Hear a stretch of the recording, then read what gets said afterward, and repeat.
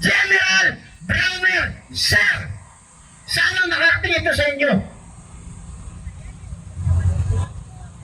Sinabi ng mga sundalo, brave soldier, lagi ka sa kondo ni Romualdez. Kung may bitbit ka, wala, nasa iyon. Magre-retire ka na ngayong July. Mandatory requirement. Sana makarating to sa'yo. Minsan ka na namin nakaharap face to face. Hinarap namin ang armed forces of the Philippines. Face to face. General Browner, lahat ng mga general niya, battery staff, from J1 to J10, face to face. At lahat ng senior generals. Sinabi namin yung problema ng bansa. Sumagot sila. Ano sagot nila? Hindi kami bulag. Hindi kami pipi. Hindi kami bigi. Yun ang sagot niya. Hanggang ngayon yung pa rin ang sagot niya, mag-retire pa siya.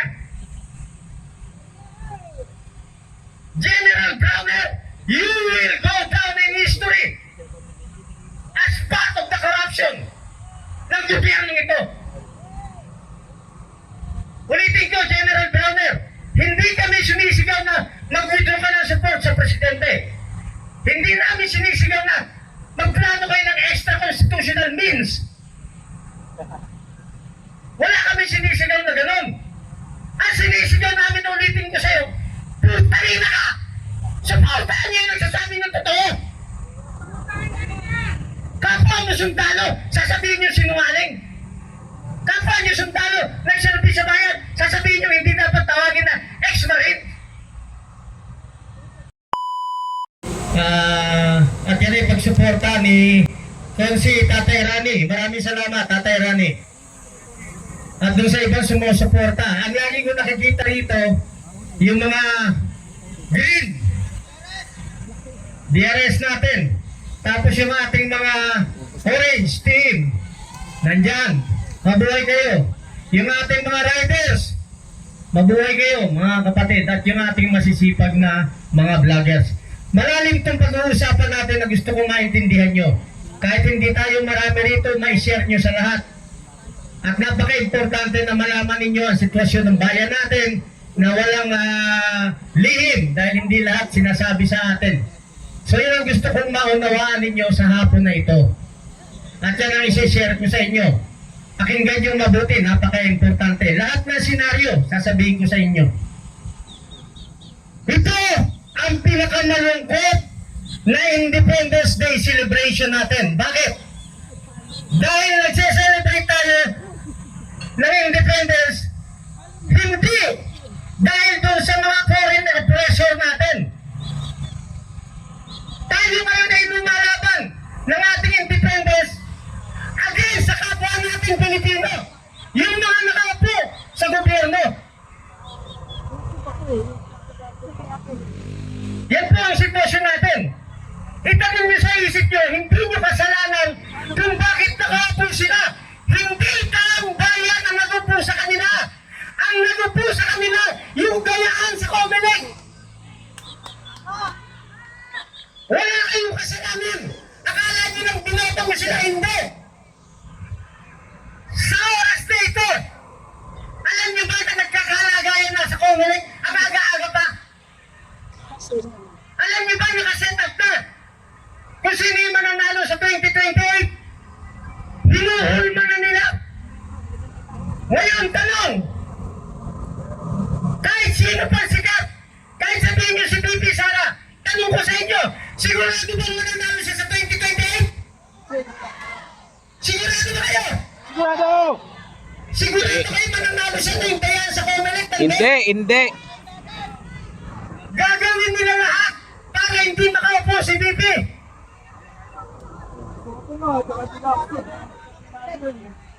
Sama mo na si Bam. Ang dapat natin ay yung doon muna.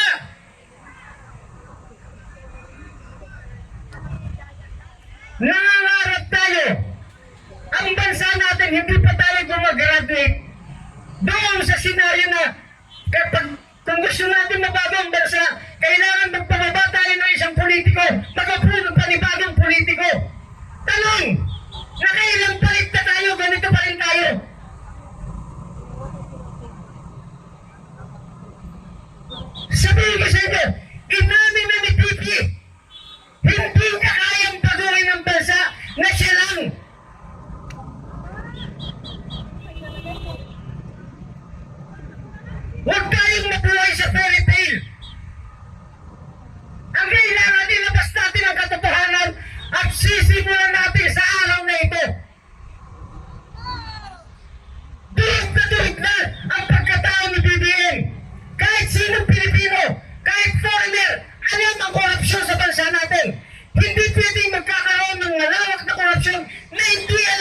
presidente.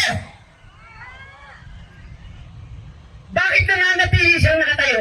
Pakinggan niyo itong mabuti. Bakit nananatili siyang nakatayo?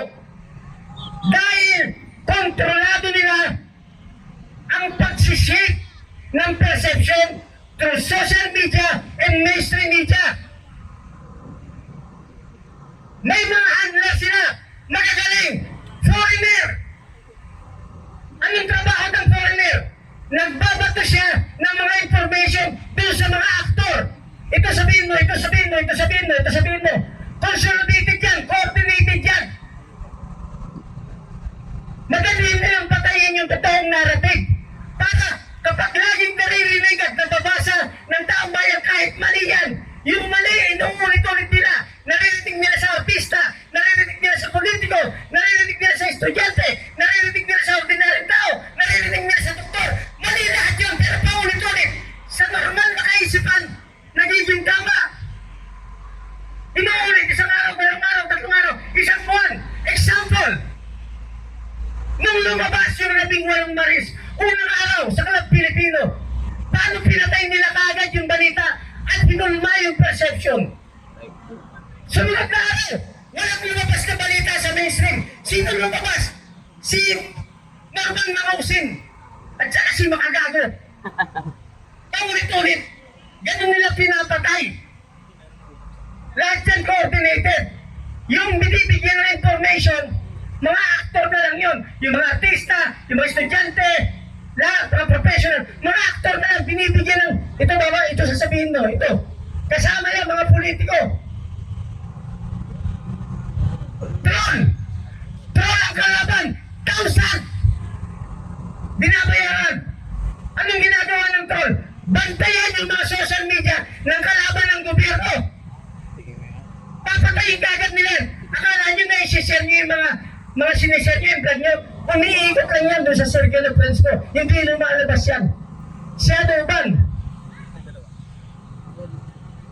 Troll yan! Yung machine, ang ginagamit nila machine, yung machine nakaprogram. Words, sentence, paragraph, binabantayan ng machine. Sandali nila i-block yun. So tao, na libo, machine, paano tayo magkakano? Lahat ba nang lumalabas sa mainstream mo ba? Saka, Hindi! lahat ng lumalabas sa social media, totoo? Hindi! Ang totoo kayo! Kayo nagsasaga rito araw-araw! Kayo ang totoo Pilipino!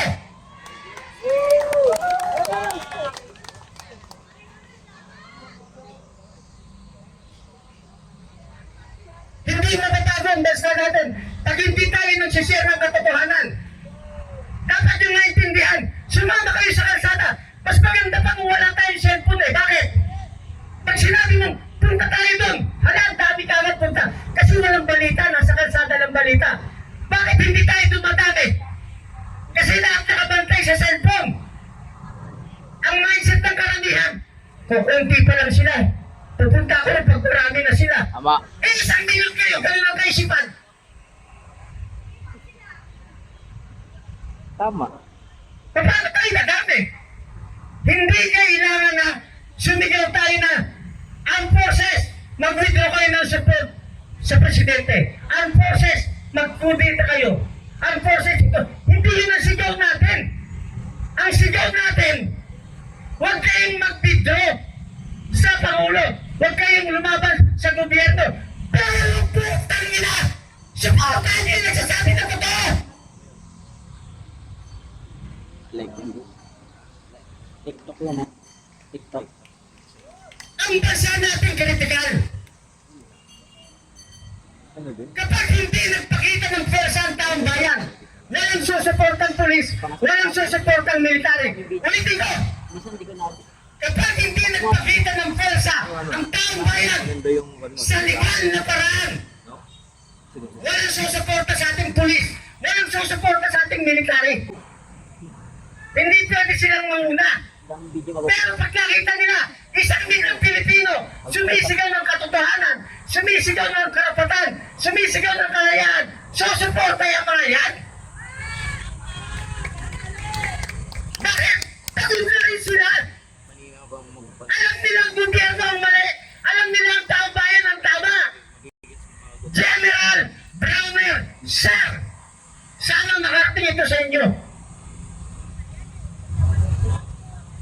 Sinabi ng mga sundalo, brave soldier, lagi ka sa kondo ni Romualdez. Kung may bitbit ka, wala, nasa iyon. Magre-retire ka na ngayong July. Mandatory requirement. Sana makarating ko sa'yo. Minsan ka na namin nakaharap face to face. Hinarap namin ang armed forces of the Philippines. Face to face. General Browner, lahat ng mga general niya, battle staff, from J1 to J10, face to face. At lahat ng senior generals. Sinabi namin yung problema ng bansa. Sumagot sila. Ano sagot nila? Hindi kami bulag. Hindi kami pipi. Hindi kami bigi. Yun ang sagot niya. Hanggang ngayon yung pa rin ang sagot niya, mag-retire pa siya. General Browner, you will go down in history as part of the corruption ng gobyerno ito. Ulitin ko, General Browner, hindi kami sumisigaw na mag-withdraw ka ng support sa presidente. Hindi namin sinisigaw na magplano kayo ng extra-constitutional means. Wala kami sinisigaw na gano'n. Ang sinisigaw namin, ulitin ko sa'yo, putalina ka! Supportahan niyo yung nagsasabi ng totoo! Kapwa mo sundalo, sasabihin niyo sinungaling. Kapwa niyo sundalo, nagserbi sa bayan, sasabihin niyo hindi dapat tawagin na ex-marine.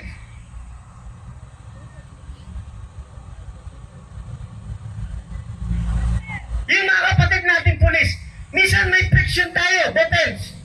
Pero normal yan. Gumaganap sila sa tungkulin natin. Tayo sinisigaw natin yung gusto natin sa damdamin natin. Nautang sa lalagyan mga yan. Ang pinakadelikado, i-share nyo, pakinggan nyo.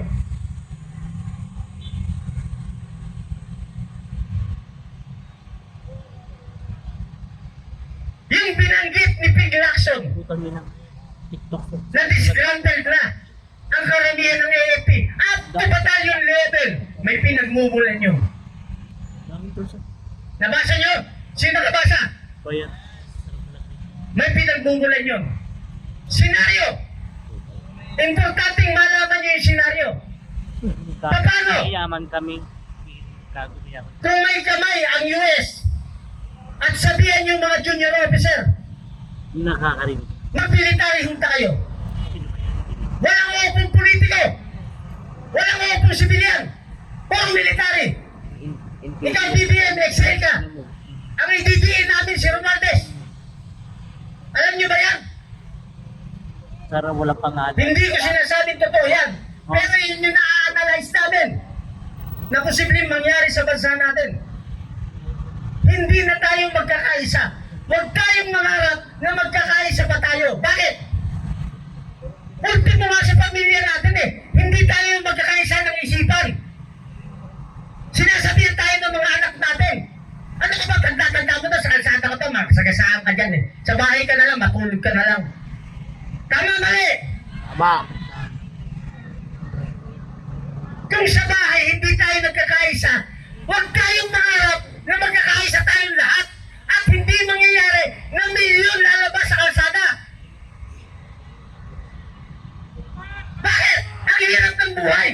Pag hindi pumunta ka sa kalsada isang araw, daily ang tinatanggap mo, weekly. Isang araw mo wala sa'yo, anong pagkain mo? Ang hirap. Pero kung magkakaisa tayo, isang araw i-declare natin, 2 araw, maximum 3 days, sacrifice tayo. Mag-sacrifice tayo isang araw. Isang sakripisyo na lang. Magsama-sama tayo lahat. Isang sakripisyo na lang. Yun lang ang gustong makita ng mga kapatid natin pulis at kapatid natin mga kasundaluhan. Sama-sama tayo. Ano gagawin natin? Tama na. Hirap na kami. Sama-sama tayong mamatay! Bakit nandito tayo? Sasabihin nila, kung tayo ng mga Supporter ng mga Duterte yan eh.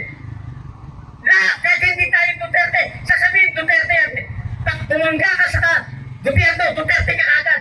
Correct. Pag may sinabi ka agad sa gobyerno, Duterte ka agad.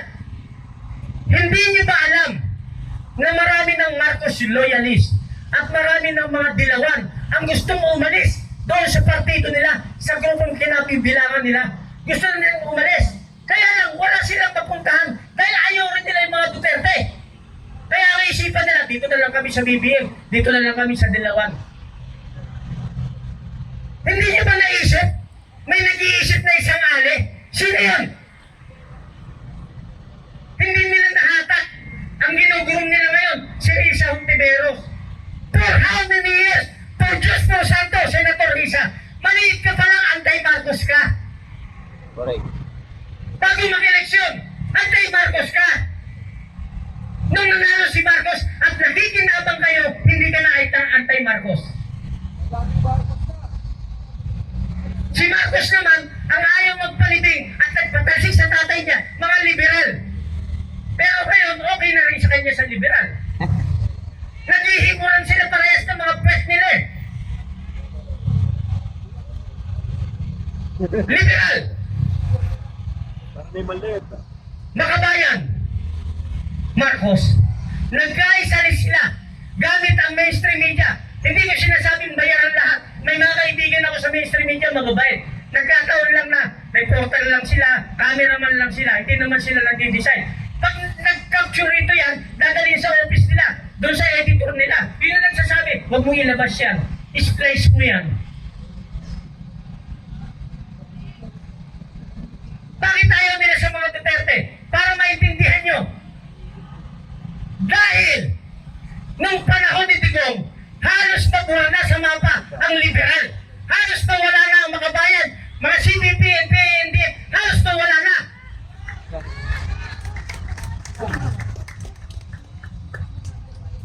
Kaya ayaw nilang may makaupong Duterte. Dahil baka mawala na talaga sila tuluyan sa Pilipinas. Yan ang totoo. Kaya nagkaisa sila. Their only vehicle para makarating sa 2028 election is Marcos. Kaya nakisakay sila ron. Ang protector naman ni Marcos laban sa mga Duterte para maprotektahan siya, gamit niya ngayon makabayan at liberal. Naintindihan niyo na po. Malalim ang problema ng bansa. Huwag kayong matakot kasi wala naman tayong sinisigaw na revolusyon, wala naman sedition. Huwag yung iba na nagtataka nga tayo sa gobyernong ito eh. Pag nagsalita ka ng totoo, ikaw kakasuhan. Puta kayo na yung ba nagsisinungaling ng tao? Wala nakasuhan hanggang ngayon. Tayo nagmamarcha dyan. Mapayapa. Nagmamarcha. Wala naman tayo sinisigaw na anti-government. Nagmarcha. Makabayan. Ang laki-laki. CPP, NDA. Ando pa yung banner nila. Puta hindi nila na-aresto. Harapan na. Bago ako magtapos, mga kapatid, ulitin ko, minsan lang tayo mabubuhay sa mundo ito. Minsan lang kayong mainstream media, minsan lang kayong mabubuhay. Kayong social media vlogger, minsan lang kayong mabubuhay. Mga senador, mamamatay rin kayong lahat. Mga congressman, mamamatay kayo. Presidente, vice president, lahat kayong mamamatay. Walang mananatiling nakatayo ito. Habang may hininga pa tayo, habang may pagkakataon pa, habang nagsasama-sama tayo, habang palakas pa tayo, mag-set tayo ng date, 3 araw lang. Yayain nyo, awayin nyo. Awayin nyo mga kapitbahay nyo, awayin nyo. Batuhin nyo yung bahay. Lahat ng kapitbahay, batuhin yung bahay. Kung kayo nagkasuntukan tayo sa Senado, kung kayo pumunta. Batuhin na tayo! O, dami tayo. 3 araw lang. Yayain nyo kahit kaaway nyo. Tapusin na natin ito. Kayo ang mag-set, hindi kami. Kayo ang mag-usap kung kailan. Pag hindi natin ito tinapos, ang bansa natin mapupunta sa kamay ng foreigner at gagamitin tayong proxy war sa napipitong gera ng US at saka China. Magiging Ukraine tayo. Yun ang sasabi dyan ng mga sundalo. Lalaban tayo! Sabi ng mga sundalo si Brownard, we are a high experience military. Putangin na, pati ako naniniwala. Lalabanan mo yung China. Eh kung tayo mga rebelde sa bundok, di nyo matapos eh. China pa.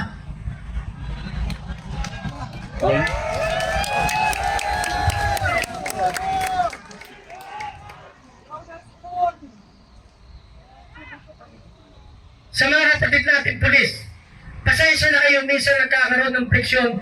Ginagampanan nyo trabaho nyo, yung galit ng taong bayan, nakikimkim. Gustong pakawalan. Nagagalit ang taong bayan, pagka mas kinakampihan nyo, yung mga bayan, yung liberal, yung Marcos, kaysa sa mga nagsasabi ng totoo. Sinong di magagalit doon?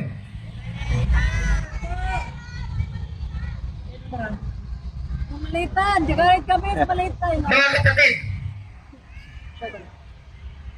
iisa lang itong bansa natin. Ang ikakapanalo ng bansa natin nasa pagkakaisa. Ulitin ko, ang ikakapanalo ng bansa natin isa lang, nasa pagkakaisa. Pilitin nyo na, hatakin sila. Pumunta tayo, pumili tayo sa isang lugar na payapa. Pakita natin numbers natin. Kaya natin sinisigaw si Sara. Kahit yung iba sa atin di siya gusto. Pero yung mga abogado, bakit siya sinisigaw? Kasi siya yung constitutional successor. Pag sumigaw tayo ng iba, unconstitutional yun, extra-constitutional yun. Kahit ayaw natin, ano gagawin natin? Siya yung susunod eh. Ang problema, pakinggan nyo. Pakinggan nyo.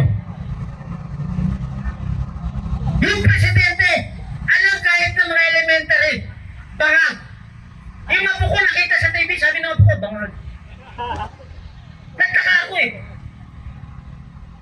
Alam na natin lahat, majority. Wala na itong gobyerno natin, wala na to. Yung sinasabi niya iba eh. Kaya nalalagpok yung bansa natin. Paano kung hindi pala kaya ni BP Sara? Nanawagan ako sa kanya, sumagot siya. Ang sagot niya maganda.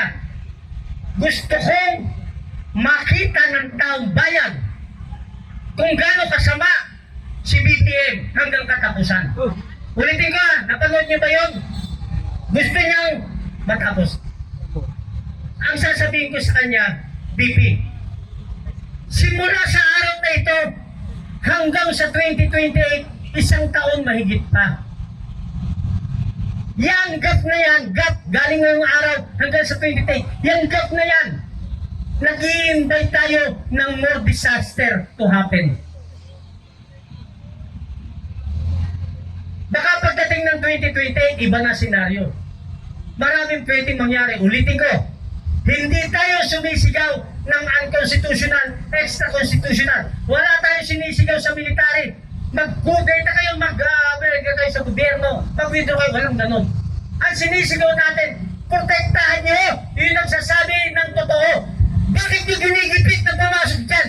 Yung 18 brave soldier, yung 7 na Marines na additional, yung 4 na Coast Guard na active na papasok dyan. Kaya sino nag-lockdown dahil ayaw nilang mag-hearing eh. Eh sa atin yan eh. Building natin yan. Kahit pumasok tayo dyan, legal yun. Ulitin ko, kahit pumasok tayo dyan, legal yun. Atin yan.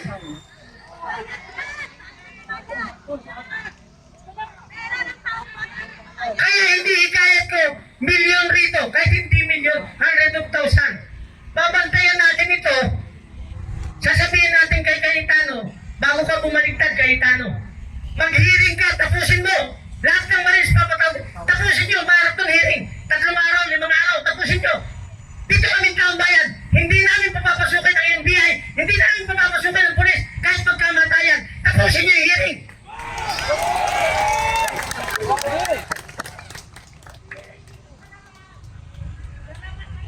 Magdasal tayo mga kapatid. Ulitin ko, minsan lang tayo mabubuhay sa mundong ito. At never na ito mauulit pang muli. Kaya natin ito ginagawa para sa mga anak at apo ng ating mga kapulisan. Para sa mga anak at apo ng ating kasundaluhan. Para sa mga anak at apo ng mga demonyong politiko. Kaya natin ito ginagawa. Hindi lang para sa atin. 3 araw ang hinihiling ko, mga kapatid. Mag-uusap-usap tayo. Tapusin natin ang laban. Magandang hapon sa lahat.